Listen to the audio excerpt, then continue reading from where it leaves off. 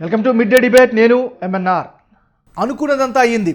ఎన్టీఆర్ శత జయంతి సందర్భంగా ఏర్పాటు చేసిన భారీ సభకు నందమూరి బ్రదర్స్ కళ్యాణ్ రామ్, ఎన్టీఆర్ ఇద్దరు గైర్హాజరయ్యారు.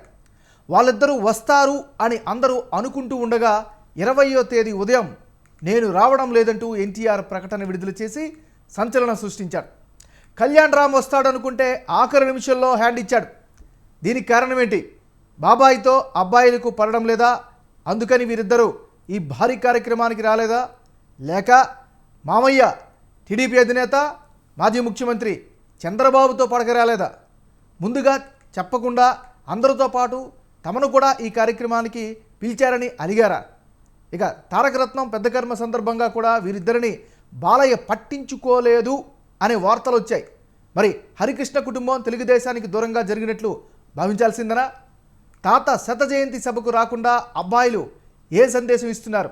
ఇది నిరసన మాత్రమేనా లేక యుద్ధమా? ఇదే అంశంపైన ఇవాళ మిడ్ డే డిబేట్ టాపిక్. దీనికి సంబంధించి మనతో పాటు చర్చించడానికి సీనియర్ అనలిస్ట్ భరద్వాజ గారు మనతో పాటు ఉన్నారు. సో ముందుగా ఇది ఇవాళ మిడ్ డే డిబేట్.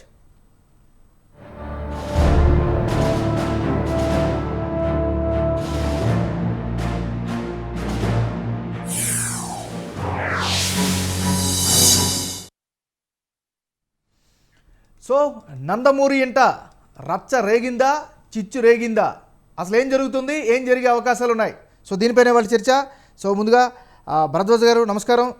ఇవాళ చాలా హాట్ మిడ్ డే డిబేట్కి స్వాగతం పలుకుతూ ఒకటి చెప్పండి. సో నిన్న ఫంక్షన్కి ఆల్మోస్ట్ ఆల్ సినీ రంగానికి సంబంధించిన అందరు ప్రముఖులు ఆల్మోస్ట్ ఆల్ కనిపించారు, ఒకటి అరా తప్పితే. అవునవును. చిరంజీవి గారి అబ్బాయి రామ్ చరణ్ తేజ్ ఉన్నాడు. అదేవిధంగా మూవీ మొగల్ గారి వారసుడు వెంకటేష్ గారు ఉన్నారు. సో నాగార్జున గారి వారసులు అఖిల్ గారు, నాగ చైతన్య ఉన్నాడు. ఇట్లా ఒక రకంగా చూస్తే ఆల్మోస్ట్ ఆల్ అందరూ వచ్చారు. కృష్ణ గారి తమ్ముడు కూడా వచ్చారు. సో ఆల్మోస్ట్ ఆల్ ఇండస్ట్రీకి సంబంధించి ఆల్మోస్ట్ ఆల్ వేదిక మీద కనిపించారు.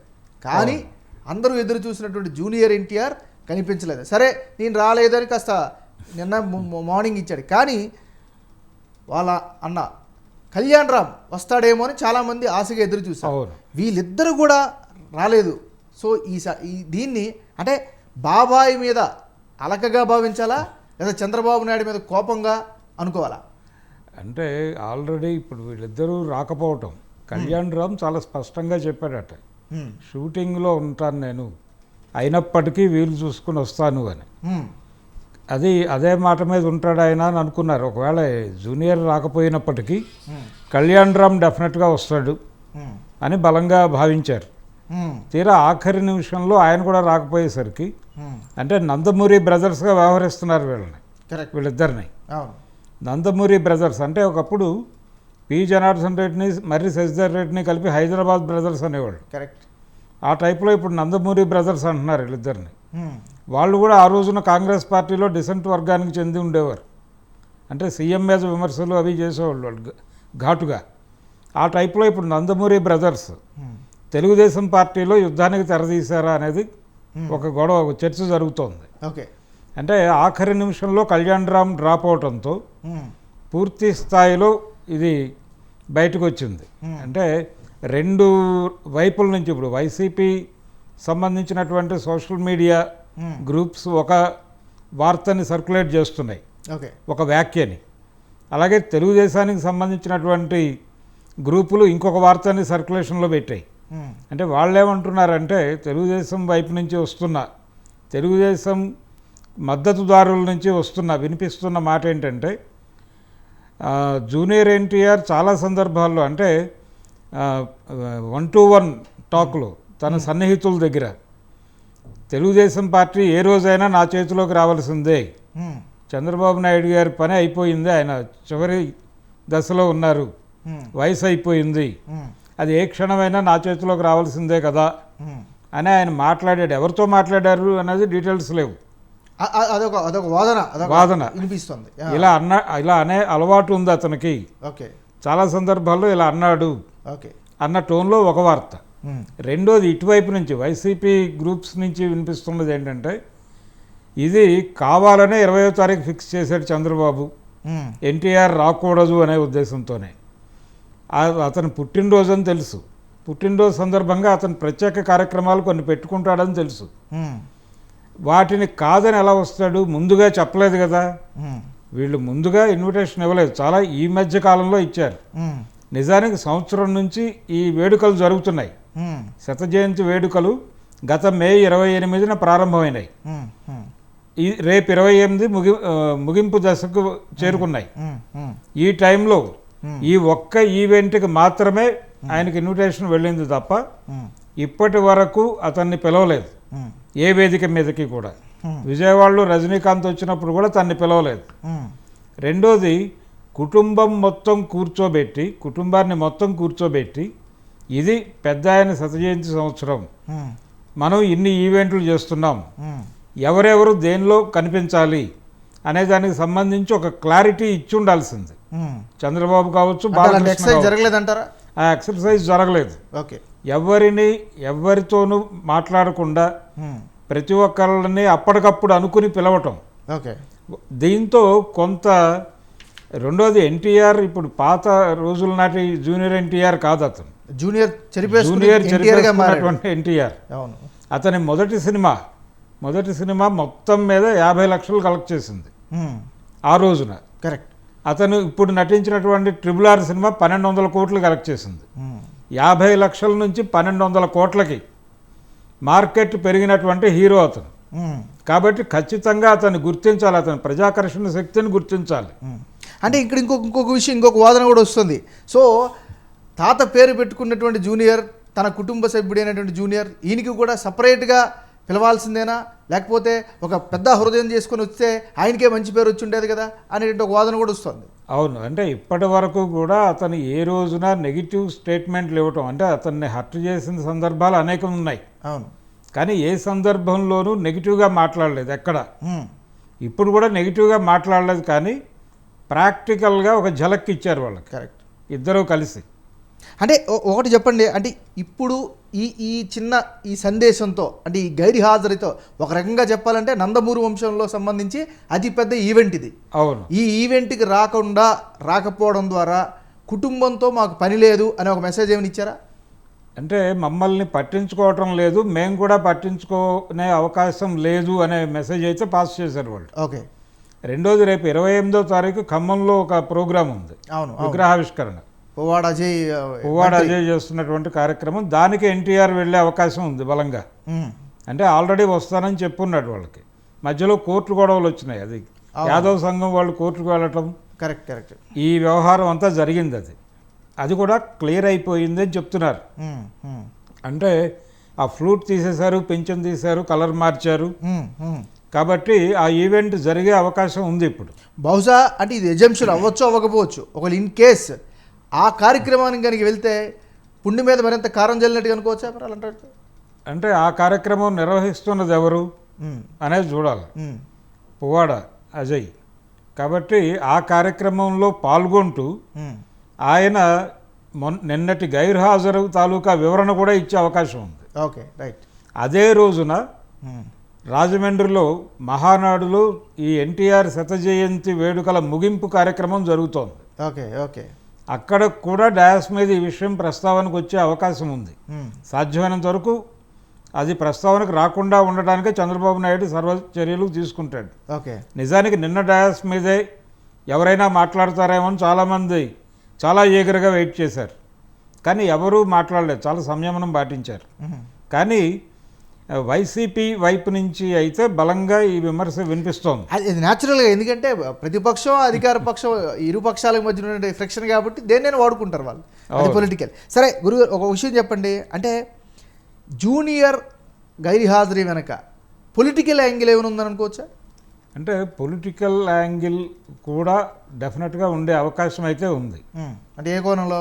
అంటే వీళ్ళు మొదటి నుంచి కూడా మేము పిలిచినప్పుడు మీరు వచ్చి చెప్పిన పని చేయాలి అన్న టోన్లోనే వ్యవహరిస్తున్నారు. అతన్ని గతంలో 2009 ఎన్నికల్లో వినియోగించుకున్నప్పుడు కూడా అతన్ని పిలిచి నువ్వు ప్రచారం చేయాలి అని చెప్పాడు. ఆయన ఓకే చెప్పాడు, రంగంలోకి దిగాడు. అప్పటికింకా అతనికి వివాహం కూడా కాలేదు. అయితే అప్పటికే అతని మనస్థితి ఏమిటంటే కుటుంబంతో కానీ పార్టీతో కానీ ఎవరితోనూ ఏ విభేదాలు తెచ్చుకోకూడదు అనే ఉద్దేశంతో ఉన్నాడు అప్పుడు. వాళ్ళు ఎన్ని ఇబ్బందులు పెట్టినా, తన్ని పట్టించుకోకపోయినా, పక్కకి నెట్టేసినా అవేవి పట్టించుకోకూడదు అనుకున్నాడు. ఆ రోజున వాళ్ళు చెప్పిన పని చేశాడు. అలాగే ఎన్టీఆర్ కుటుంబంలో ఏ ప్రాబ్లం వచ్చినా, అంటే ఏ సమస్య వచ్చినా కానీ తను వెళ్ళి నిలబడ్డాడు. ఇప్పుడు ఎన్టీ రామారావు గారి కుమార్తె ఆత్మహత్య ఎపిసోడ్ జరిగినప్పుడు కానివ్వండి, ప్రతి సందర్భంలోనూ తను ఉన్నాడు అక్కడ. అలాగే తారకరత్న ఒక విషయం చెప్పాడు ఆయన యువగళం కార్యక్రమానికి వెళ్ళినప్పుడు. ఏమన్నాడంటే, కుటుంబం అంతా యూనిట్గా ఉంది, ఒక్కటిగా ఉంది, పార్టీ వెనక ఉంది, కుటుంబం అంతా పార్టీ వెనక కలిసి ఉంది అనే ఇండికేషన్ని మేము ప్రజలకు ఇవ్వదలుచుకున్నాం వచ్చే ఎన్నికల ముందే. అందులో భాగంగా నేను అందరితోనూ మాట్లాడుతున్నాను, పర్టికులర్గా ఎన్టీఆర్తో మాట్లాడుతున్నాను. తమ్ముడు వస్తాడు, యువగళానికే వస్తాడు అని చెప్పాడు ఆయన. అంటే మాట్లాడుతున్నాను, వస్తాడు అని చెప్పడం వెనకాల గ్యాప్ ఉందని అడ్మిట్ చేయటమే. కరెక్ట్. పొలిటికల్గా గ్యాప్ ఉంది అనేది అడ్మిట్ చేశాడు ఆయన. కాబట్టి చాలా ప్రశ్నలకు సమాధానాలు కావాలి ఇప్పుడు ఎన్టీఆర్కి. ఒక రకంగా అంటే ఇటీవల కాలంలో ఆయన్ని ట్రోల్ చేశారు టీడీపీ శ్రేణులు. అలాగే విపరీతంగా మీడియా ముందు ఓపెన్గానే క్రిటిసైజ్ చేశారు అతన్ని. నువ్వేదో సినిమాల్లో పెద్ద హీరోని అనుకుంటున్నావేమో, నీకు ఆ జీవితాన్ని ఇచ్చింది ఎన్టీఆర్, ఆయన పేరు తీసేస్తే యూనివర్సిటీకి నువ్వు రెస్పాండ్ అయ్యే పద్ధతి ఇదా అని చెప్పి చాలా ఓపెన్గానే కొంచెం పరుష పదజాలం వాడి విమర్శలు గుప్పించారు. వీటన్నిటికీ కూడా ఒక సమాధానం ఎక్స్పెక్ట్ చేస్తూ ఉండుండొచ్చు వాళ్ళు. కానీ లౌక్యంగా సైలెంట్గా ఉన్నాడు ఆయన. లౌక్యంగా ఉన్నాడు. అదే అంటే అతను ప్రధానంగా చెప్పదలుచుకున్న విషయం ఏంటంటే, రాకుండా ఉండటానికి పుట్టినరోజు వేడుకలు జరుపుకుంటున్నాం. ఇది 20 కుటుంబాలతో ముందుగా ప్లాన్ చేసుకున్నటువంటి కార్యక్రమం. దీన్ని రద్దు చేసుకునేటువంటి అవకాశం లేదు. నాకు ఆ టైం ఇవ్వలేదు. మీరు చాలా లేట్గా ఇన్ఫామ్ చేశారు నాకు. నిజానికి సావనీరు కమిటీ అనేది ఏర్పడి వీళ్ళు కార్యక్రమాల్లోకి దిగి చాలా కాలం అయింది. కాబట్టి ముందే ఇది డిజైన్ చేసి ఉండాలి ఒకటి. రెండోది, ఎన్టీఆర్ అంటే జూనియర్ ఎన్టీఆర్ అభిమానుల నుంచి వినిపిస్తున్న మాట ఏంటంటే, ఈ సంవత్సరం నుంచి జరుగుతున్నటువంటి ఏ కార్యక్రమానికి తన్ని పిలవలేదు ఒకటి. రెండోది, కుటుంబాన్ని మొత్తాన్ని సమావేశపరచలేదు. సమావేశపరిచి ఒక గౌరవప్రదంగా చెప్పుంటే ఎవరెవరు ఏ బాధ్యతలు నిర్వహించాలి అనే ఒక షేరింగ్ కార్యక్రమం జరగలేదు. ఓకే. జరగకపోవడంతో ఇదేదో హీరో సెంట్రిక్గా సినిమా నడిచినట్టు, బాలకృష్ణ చంద్రబాబు సెంట్రిక్గా ఈ కార్యక్రమం జరుగుతున్నట్టుగా భావించాల్సి వస్తుంది. అంటే భరద్వాజ్ గారు, ఇప్పుడు ఒక విషయం చూసుకుంటే, ఇప్పుడు ఈ కార్యక్రమాన్ని కాసేపు పక్కన పెడితే మీరనేది కూడా మీ చర్చలోది ఒక కీలక అంశమే కదా. ఇప్పుడు ఆ కుటుంబానికి సంబంధించి ఇటువైపు చంద్రబాబు నాయుడు కానీ, లేకపోతే బాలకృష్ణ కదా మెయిన్ లీడ్ రోల్గా ఉన్నటువంటి వాళ్ళు. ఇప్పుడు వాళ్ళు ఒక కార్యక్రమం తీసుకునేటప్పుడు, వాళ్ళకు చేసేటప్పుడు నచ్చితే వస్తారు, నచ్చకపోతే రారు పక్కన పెడితే, వాళ్ళే ఇప్పుడు పెద్ద తలకాయలు కదా. దాన్ని కూడా ఎలా ఆలోచించాలి మరి?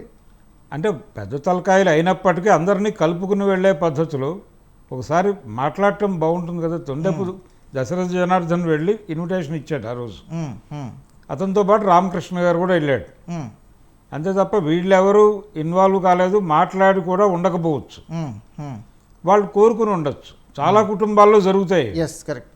పిలుపుల దగ్గర అవునవును మన వాళ్ళే అనుకున్నాం మేము అవునవును అంటారు. కొంత ప్రోటోకాల్ ఎక్స్పెక్ట్ చేస్తారు అవతల వాళ్ళు. కరెక్ట్. అంటే ఇప్పుడు ప్రోటోకాల్ సమస్యగా వచ్చింది ఇది. డెఫినెట్గా కొంత ఇబ్బందికరమైన, అంటే ప్రధానంగా అతన్ని ఎలిగేట్ చేయటానికి సంబంధించి ఒక వెసులుబాటు ఇచ్చారు వీళ్ళు. అంటే లేటుగా ఇన్ఫామ్ చేసి ముందుగా చెప్పుంటే వచ్చేవాళ్ళం, మీరు ఆలస్యం చేశారు, మేము ఈ లోపల కొన్ని కార్యక్రమాలు పెట్టుకున్నాం అని అంటున్నాడు ఆయన. రైట్ అండి. సో మరిన్ని వివరాల్లోకి వెళ్దాం. అసలు ఈ చర్చ రచ్చ ఎక్కడ స్టార్ట్ అయింది, ఇది అసలుకి కలిసే అవకాశం ఉందా, లేకపోతే తెగదెంపుల వరకు వెళ్తుందా, దీనికి సంబంధించి మరింత డీటెయిల్స్లోకి వెళ్దాం. నిన్న జరిగినటువంటి ఎన్టీఆర్ శత జయంతి ముగింపు సంబరాలకు సంబంధించి ఎన్టీఆర్ అదేవిధంగా కళ్యాణ్ రామ్ గైర్హాజరుకి సంబంధించినటువంటి చర్చ నడుస్తుంది. భరద్వాజ్ గారు ఉన్నారు. సరే భరద్వాజ్ గారు, ఒక విషయం చెప్పండి. సరే, ఇందాక మనం మాట్లాడుకుంటునేటప్పుడు గతంలో ఆయన ఫేస్ చేసినటువంటి కొన్ని హ్యూమిలియేషన్స్ కావచ్చు, లేకపోతే ఆయన ఇండస్ట్రీ తరపు నుంచి ఇండివిజువల్గానే ఒంటరి పోరాటం చేసినటువంటి టైంలో ఎదుర్కొన్న సంఘటనలు కావచ్చు, ఎట్లాంటి రకరకాలు కావచ్చు, లేకపోతే కుటుంబ పరంగా కావచ్చు, వీటన్నిటికీ సంబంధించి ఇలాంటి ఇండికేషన్స్ ద్వారా కక్ష సాధింపు కార్యక్రమంకైనా ఒడిగట్టారా అని అనుకోవచ్చా? అంటే కక్ష సాధింపు కాదు, కానీ మేము కూడా నిరసన తెలియజేస్తే అది పబ్లిక్లో ఒక ఇష్యూగా మారుతుంది. మేము అనామకులం కాదు, మాకంటూ ఒక ప్రత్యేకంగా గుర్తింపు ఉంది, మా ప్రెజెన్స్ అనేది మీకు కూడా అవసరమే, ఎస్, మీరు శాసిస్తే మేము పాటించే పరిస్థితుల్లో లేము ఇప్పుడు అనే ఇండికేషన్ అయితే వాళ్ళు బలంగా ఇచ్చారు. ఇవ్వదలుచుకున్నది కూడా అదే కావచ్చు, బయట ఫ్యాన్స్లో కావచ్చు, లేకపోతే ఇండస్ట్రీలో కావచ్చు, ప్రచారం జరుగుతున్నది కూడా ఇదే. అంటే ఇండస్ట్రీలో వినిపిస్తున్న మాట ఏంటంటే, ముందుగా చెప్పుంటే వచ్చుండేవారు, ముందుగా చెప్పకపోవడానికి కారణం ఏమిటి అంటే వాళ్ళ పట్ల వీళ్ళకు ఉన్నటువంటి తక్కువ చూపే. ఈ తక్కువ చూపు వలనే గతంలో కూడా అనేక ఇబ్బందులు పడ్డాడు అతను, జూనియర్ ఎన్టీఆర్. అంటే ఒక దశలో ఎవరు అతన్ని ముందుకు నడిపించే ప్రయత్నం జరగలేదు అసలు. అంటే మొదటి 2 చిత్రాలు కూడా ఆయనకి హరికృష్ణ గారి ఇన్ఫ్లుయెన్స్తో వచ్చినవే. స్టూడెంట్ నెంబర్ 1 కూడా ఎన్టీ రామారావు గారి మనవడు హరికృష్ణ కుమారుడు అనే ఉద్దేశంతోనే అశ్విని దత్ గారు స్టూడెంట్ నెంబర్ 1 అవకాశం ఇవ్వటం. మొదటి సినిమా ఇబ్బంది పెట్టినప్పటికీ నేను ఇందాక చెప్పినట్టుగా దాని వసూళ్లు కేవలం 50 లక్షలకే పరిమితమైన సందర్భం. అక్కడి నుంచి ప్రయాణం ప్రారంభించి 1200 కోట్ల రూపాయలు కలెక్ట్ చేసేటువంటి హీరోగా మారాడు అతను. కరెక్ట్. ఈ ప్రయాణం మొత్తం కూడా ఒంటరిగానే చేశాడు, ఒంటరి పోరాటమే. నిన్న మనం చెప్పుకున్నట్టుగా ఆయన పుట్టినరోజు సందర్భంగా అనుకున్నట్టు 2 యుద్ధాలు ఏకకాలంలో చేశాడు అతను. ఒకటి, కుటుంబం నుంచి ఎటువంటి సపోర్టు లేదు, అక్కడ ఒక స్థానం కూడా లేదు అతనికి. ఆ స్థానం కోసం దెబ్బలాట ఒకవైపు, రెండోది ఇండస్ట్రీలో ఒక స్థానం సంపాదించుకోవటానికి. ఈ 2 పోరాటాలు ఏకకాలంలో ఆ వయసులో 19 సంవత్సరాల వయసులో అతను స్టూడెంట్ నెంబర్ 1లో ఉన్నాడు. కాబట్టి ఆ ఏజ్లో ఈ 2 పోరాటాలు ఏకకాలంలో చేశాడు అతను.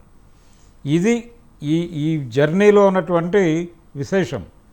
కాబట్టి అతను ఇప్పుడు ప్రస్తుతం అతను ఎంజాయ్ చేస్తున్నటువంటి ఒక స్టేటస్ ఉంది, అది అంతర్జాతీయ స్థాయి నటుడిగా మారాడు అతను. ఇప్పుడు హాలీవుడ్ నుంచి కూడా ఆఫర్లు వస్తున్నాయి అతనికి. కరెక్ట్. కాబట్టి ఆ స్థాయిని గుర్తించాలి, అతనికి ముందుగా చెప్పాలి. ఆ చెప్పకపోవడం, టేక్ ఇట్ గ్రాంటెడ్గా వ్యవహరించటం, ఇదంతా చూస్తే ఇప్పుడు వైసీపీ వాళ్ళు చేస్తున్న విమర్శ ఏదైతే ఉందో, కావాలనే 20వ తారీఖు పెట్టాడు, కావాలనే అతను బర్త్డే రోజు పెట్టి ఒక కన్ఫ్యూజన్ క్రియేట్ చేశాడు. అతను ముందుగా ప్రోగ్రాములు నిర్ణయించుకునే అవకాశం ఉంటుంది బర్త్డే సందర్భంగా అని తెలిసి కావాలని ఆ రోజు పెట్టడం మాత్రమే కాకుండా ఇన్విటేషన్ డిలే చేశారు.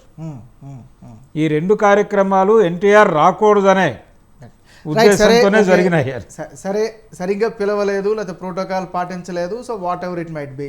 సరే, మరి అది బాబాయ్ మీద కోపమో లేకపోతే మామయ్య మీద కోపమో whatever it might be కావచ్చు, కానీ తాత మీద ప్రేమ ఉండాలి కదా అని ఒక పాయింట్ వస్తుంది కదా, దీన్ని ఎట్లా చూడాలి? అంటే తాత మీద ప్రేమ వాళ్ళు విడిగా ఎక్స్ప్రెస్ చేసే అవకాశం ఉంది. రేపు 28వ తారీఖు కావచ్చు, లేకపోతే వాళ్ళు విడిగా ఒక ప్రోగ్రామ్ ఏదన్నా ఆర్గనైజ్ చేయొచ్చు. రేపు 28 వరకు టైం ఉంది. ఈ టైంలోపు వాళ్ళు ఇంకేదైనా కార్యక్రమం చేస్తారా అనేది చూడాలి.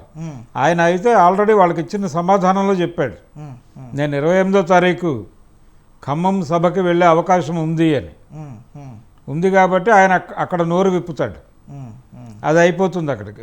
బహుశా కళ్యాణ్ రామ్ కూడా వెళ్ళొచ్చు, అతనితో కళ్యాణ్ రామ్ కూడా ఈవెంట్కి వెళ్ళొచ్చు. కానీ ఈ వివాదం మాత్రం, నిన్నటి గైర్హాజరు మాత్రం ఖచ్చితంగా ఒక హెచ్చరికే. కాబట్టి అతన్ని హక్కును అంటే తారకరత్న అన్నట్టు మేమందరం ఒక్కటిగా ఉన్నాము, పార్టీ వెనక నిలబడి ఉన్నాము అనే ఇండికేషన్ ప్రజల్లోకి వెళ్ళాలి అనే ఆలోచన ఉండుంటే, నిజానికి నిన్న ఎన్టీఆర్ బర్త్డే సందర్భంగా పురంధేశ్వరి కావచ్చు, అలాగే లోకేష్, వీళ్ళందరూ కూడా ట్వీట్ చేశారు, ఆయనకి బర్త్డే విషెస్ చెప్పారు. కానీ అప్పటికే అతను నిర్ణయం తీసుకుని ఉన్నాడు, తీసేసుకుని ఉన్నాడు. ఆ నిర్ణయాన్ని కావాలని నిన్న మార్నింగ్ అతను మీడియా ముందుకు తీసుకొచ్చాడు. కరెక్ట్. కాబట్టి అతను కూడా వ్యూహాత్మకంగానే వ్యవహరిస్తున్నాడు. మరీ అంత లొంగి ఉండవలసిన అవసరం లేదు. గతం అయిపోయింది, మనం కొంతకాలం విన్నాం, అయిపోయింది. ఇప్పుడు నా టైం వచ్చింది అనే ఫీలింగ్ ఉన్నదా? అంటే ఇప్పుడు డెఫినెట్గా అదే అనుకోవాలి. నా టైం వచ్చిందని కాదు, కానీ అంటే నా నాకు స్థాయి టైం పెరిగింది. వచ్చింది, నాకు టైం వచ్చింది అంటే నా స్థాయి పెరిగింది. కరెక్ట్. ఇప్పటికీ మీరు నన్ను చిన్నపిల్లవాడిగానే చూస్తారా? గుడ్డోడిని కాదు, అరే ఒక బుల్డోజర్ లాగా ఎదిగాను అని. అంతే, ఆ డైలాగ్ ఉంది అతని సినిమాలో, అదే బుడ్డోడులాగా అనిపిస్తున్నాను అని. Correct. నిజానికి అతనితో బుడ్డోడు అనే టైటిల్తో ఒక కథ తయారు చేశాడు పరుచూరు గోపాలకృష్ణ గారు. ఓకే. అది అనుకోకుండా తెర మీదకి రాలేదు, కానీ బి గోపాల్కి ఆ కథ చెప్పున్నాడు ఆయన. Okay okay. బెల్లంకొండ బ్యానర్లో రావాల్సి ఉంది, కానీ ఆగిపోయింది. బాలకృష్ణ సినిమా ఒకటి అడ్డం పట్టడం వలన ఆ సినిమా ఆగింది. అప్పుడు ఓకే. దానికి టైటిల్ ఆయన అనుకున్నది బుడ్డోడు అని. కాబట్టి బుడ్డోడు కాదు, ఇప్పుడు బుల్డోజర్. కాబట్టి అతన్ని ఆ స్థాయిలోనే చూడాలి. అభిమానుల్లో కూడా, అంటే వంశపారంపర్యంగా వచ్చేటువంటి అభిమానులు కాకుండా ఎన్టీఆర్కి ప్రత్యేకంగా ఒక అభిమాన గణం ఉంది, వర్గాన్ని తయారు చేసుకోగలిగాడు. వాళ్ళందరూ బలంగా మాట్లాడుతున్నారు ఇప్పుడు. కాబట్టి మోరోవర్ ఒకప్పుడు ఉన్నటువంటి పరిస్థితి కాదు, ఇప్పుడు సోషల్ మీడియా యుగంలో ఉన్నాం. ఎవరి వాదన వాళ్ళు బలంగా నేరుగా వినిపించగలిగే అవకాశం ఉంది ఇప్పుడు. అవును, ఆ యుద్ధం జరుగుతోంది ఆల్రెడీ. ఆ యుద్ధం జరుగుతోంది. దీని నుంచి పొలిటికల్ బెనిఫిట్ పొందడానికి అవతల పార్టీ కృషి చేస్తుంది. న్యాచురల్గా కదా, ఎవరైనా అంతే కదా. అవును, అంటే ఇతని వివాహం కూడా, ఎన్టీఆర్ వివాహం కూడా చంద్రబాబు నాయుడు చేతుల మీదుగానే జరిగింది. ఆయన మేనకోడలు కుమార్తెనే ఈయన చేసుకున్నాడు, నాని శ్రీనివాసరావు బిడ్డ. అప్పుడు కూడా లక్ష్మీపార్వతి గారు మీడియా ముందుకు వచ్చి ఆ పెళ్లి చేసుకోవద్దు, వాళ్ళ వల్ల పడుతున్నావు నువ్వు అని చెప్పింది ఆవిడ. అతను అప్పుడు కూడా పట్టించుకోలేదు. అందరితో ఉండటం మంచిది అనుకునే కొన్ని అవమానాలను భరించి సహించి ఆ ప్రయాణం కొనసాగించాడు. కరెక్ట్. అయితే ఆ స్థాయి దాటాడు. ఆ దాటిన విషయం వీళ్ళు గుర్తించాలి. తారకరత్న పెద్ద కర్మ రోజు కూడా సరిగా పలకరించకపోవటం, దాని మీద బయట వార్తలు వచ్చినప్పుడు స్పందించి ఉండాల్సింది. అప్పుడైనా కరెక్ట్ చేసుకుని ఉండాల్సింది. కాబట్టి పిల్లలు పిల్లల్లాగానే ఉండరు, వాళ్ళు పెరుగుతారు, వాళ్ళకు ఒక స్థాయి వస్తుంది. దాన్ని ఐడెంటిఫై చేయకపోతే ఇలాంటివి జరుగుతాయి. కాకపోతే నిన్న జరిగిన ఈవెంట్లో ఒక, అంటే పవన్ కళ్యాణ్ రాలేదు, వస్తాడు అనుకున్నారు రాలేదు, ప్రభాస్ వస్తాడు అనుకున్నారు రాలేదు, ఇలా చాలామంది, అల్లు అర్జున్ వస్తాడని అనుకున్నారు రాలేదు, అరవింద్ గారు వచ్చారు, అలాగే చిరంజీవి గారు అబ్బాయి రావటం, రామ్ చరణ్ రావటం అనేది చాలా పాజిటివ్ సిగ్నల్. దానికి సంబంధించి బహుశా తెలుగుదేశం వాళ్ళు కావచ్చు, లేకపోతే పెద్ద ఎన్టీఆర్ అభిమానులు కావచ్చు, what ever it might B, వాళ్ళు అన్నారు ఏదో భీమ్ రాకపోతే ఏమి రామ్ వచ్చాడు కదా అనేటువంటి వాదన కూడా తెచ్చారు. అంటే నిజానికి ఇండస్ట్రీ పరంగా చూస్తే ఎన్టీ రామారావు గారికి ఇండస్ట్రీ పరంగా వారసుడు చిరంజీవి. కాబట్టి చిరంజీవి కుమారుడు రావటం అనేది చాలా, అంటే ఆ ఈవెంట్కి ఒక గౌరవాన్ని తీసుకొచ్చింది, నిండుదనం కూడా అనుకోవచ్చు, నిండుదనాన్ని తీసుకొచ్చింది. అలాంటిది, అలాగే కృష్ణ గారి తమ్ముడు వచ్చి మాట్లాడటం, అలాగే ఆయన నిర్మాత డివిఎస్ రాజు గారి పిల్లలు, వాళ్ళు ప్రత్యేకంగా ఈ ఈవెంట్ కోసం వచ్చారు. ఇలా చాలామంది వాళ్ళకి, వెంకటేష్ వచ్చాడు. అంటే వెంకటేష్కి ఆ బ్యానర్ ప్రారంభం చేసింది ఎన్టీఆర్, రాముడు భీముడుతో, తర్వాత కృష్ణ తులాభారం, ఆ రెండు సినిమాలతోనూ ఆ బ్యానర్ని నిలబెట్టాడు ఆయన. కాబట్టి వాళ్ళు ఖచ్చితంగా రామారావు మీద, అంటే ఆయనకి రాముడు భీముడు అనే సినిమాని రీమేక్ చేయాలనే కోరిక ఉండేది రామానాయుడు గారికి. ఆ రాముడు భీముడు సినిమాని ఎన్టీఆర్తో చేయాలి అని కూడా ఒక కోరిక ఉండేది, జూనియర్ ఎన్టీఆర్తో. ఆ కోరికతోనే ఆయన నరసింహుడు సినిమా వాళ్ళు అమౌంట్ పే చేయకపోయినా ల్యాబ్లో ఆయన సినిమాని రిలీజ్ చేసుకొని ఇచ్చాడు. ముందు మీరు సినిమా రిలీజ్ చేసుకోండి, ఈ అకౌంట్ తర్వాత సెటిల్ చేద్దాం అని చెప్పి. అప్పుడు బయటకు వచ్చిన వార్త ఇది. ఆయన రాముడు భీముడు రీమేక్ చేసే ఉద్దేశంతోనే ఈ డబ్బులు పక్కకి పెట్టి ఆ సినిమా రిలీజ్కి గ్రీన్ సిగ్నల్ ఇచ్చారని చాలా సందర్భాల్లో ఆయన మాట్లాడాడు ఓపెన్గానే. అలాగే గుండమ్మ కథ తీయాలనే కోరిక ఉండేది ఆయన, నాగ చైతన్యని ఎన్టీఆర్ని పెట్టి. అయితే ఇవేవి వర్కౌట్ కాలేదు. అయితే నాగార్జునకి బాలకృష్ణకి మధ్య కూడా కొన్ని మనస్పర్ధలు ఉన్నాయి. ఆయన హరికృష్ణకి కొంచెం సన్నిహితుడు, అవును, అన్నయ్య అని పిలుస్తాడని కూడా చెప్పారు. అన్నయ్య అని పిలుస్తాడు. కరెక్ట్. కాబట్టి ఆ ఫ్యామిలీ వస్తుందా రాదా అనేది ఒక చర్చ జరిగింది. నాగ చైతన్య వచ్చాడు. నాగ చైతన్య వచ్చాడు. Yes. ఇలా అంటే రకరకాలుగా కొన్ని జరుగుతాయి అనుకున్నవి జరగకపోవటం, ఎస్ కొన్ని జరగవు అనుకున్నవి జరగటం. ఎస్ సార్, ఫైనల్గా ఒక విషయం చెప్పండి సార్. అంటే ఈ గ్యాప్ ఇదిలా పెరిగే అవకాశం ఉందా, లేకపోతే ఎవరైనా సయోజ కుదిర్చే అవకాశం ఉందా? ఎవరు నెగ్గుతారు, ఎవరు తగ్గుతారు, ఏం జరిగే అవకాశం ఉంది? ఫైనల్గా చెప్పండి. అంటే సయోధ్యకి ప్రయత్నం జరగాలి అనే అభిమానులు అయితే అనుకుంటున్నారు. కరెక్ట్. అభిమానులు అనుకుంటున్నారు, తెలుగుదేశం పార్టీ శ్రేణులు కూడా అనుకుంటున్నాయి. కానీ ఆ ప్రయత్నం ఇటువైపు నుంచే జరగాలి. ఎవరైతే ఈ మొత్తం శత జయంతి కార్యక్రమాల నిర్వహణ బాధ్యతలు తీసుకున్నారో వాళ్ళు దీనికి బాధ్యత వహించి వాళ్ళతో మాట్లాడాల్సిన అవసరం ఉంది. కరెక్ట్. అలాగే 28వ తారీఖు లోపు దీనికి సంబంధించి ఒక క్లారిటీ ఇవ్వాల్సి ఉంది. ఎస్. అది 28వ తారీఖు ఎన్టీఆర్ విగ్రహ ఆవిష్కరణ సభలో కూడా ఈ క్లారిటీ ఇప్పించగలిగితే ఎస్. ఇది సమస్య పోతుంది. రైట్. కానీ అందుకు వాళ్ళిద్దరూ సిద్ధంగా ఉన్నారా లేదా అనేది చూడాలి. రైట్. థ్యాంక్ యూ భరద్వాజ్ గారు, మీ వాల్యుబుల్ సమయాన్ని కేటాయించి చాలా మంచి ఇన్పుట్స్ ఇచ్చినందుకు. సో ఏదేమైనప్పటికీ కూడా నందమూరి కుటుంబంలో అయితే మాత్రం ఖచ్చితంగా గ్యాప్స్ ఉన్నాయి అనేటటువంటి వాదన అయితే బలంగా వినిపిస్తుంది. చూడాలి కాలం ఎలా డిసైడ్ చేస్తుంది అనేది. ఇదే వాళ్ళ మిడ్ డే డిబేట్. చూస్తూనే ఉండండి స్వతంత్ర.